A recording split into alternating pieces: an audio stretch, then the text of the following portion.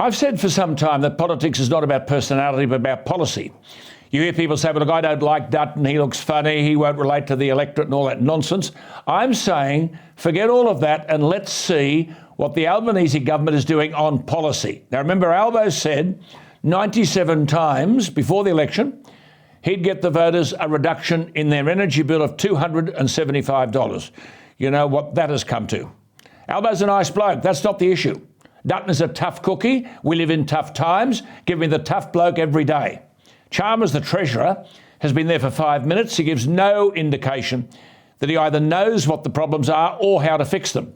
There's an Aston by-election coming up on April 1. We have a price on gas, where the producer is told, unbelievably, how much he can sell his product for. Government telling him. The energy policies, I've told you many times, and I'll keep saying, are a national economic suicide note. And then remember, multi-employer bargaining, nothing about that before the election. Do we have a PM of broken promises? Now it's superannuation. Well, this is what the Prime Minister said before the election when he was opposition leader.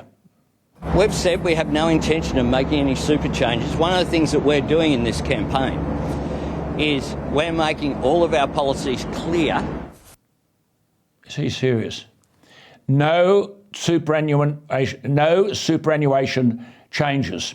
Well, I'm sorry, there are no other words for it. When you talk about the energy policy and things like that, this is bigger than any of that. It's an outright lie. An outright lie.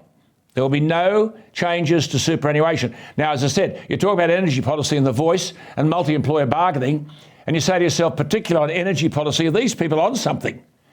The superannuation story that they're on about, even though it's a broken promise, is pretty simple. Now, I won't come into the tax concessions that everyone gets for sticking money into super. That is not the issue here. The issue here is about what tax you should pay on the earnings from your super in the super fund.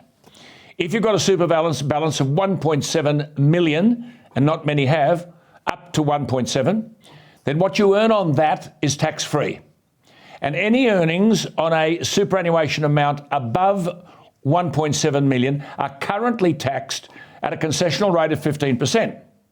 Now, what Labor have been saying is pretty sensible, though a broken promise, that the concessional tax rate on superannuation earnings should end at $3 million. The return, in other words, anything up to 3 million, okay, you'll get the concessional tax, 15 cents in the dollar. The returns on 1.7 million, remember, are tax-free. After that, the returns on your accumulated super are taxed at 15%. The argument is that even if you've got 10 million accumulated in super, what the Albanese government is trying to say, and making a hopeless mess of it, is that the concessional tax should cut out at, say, 3 million.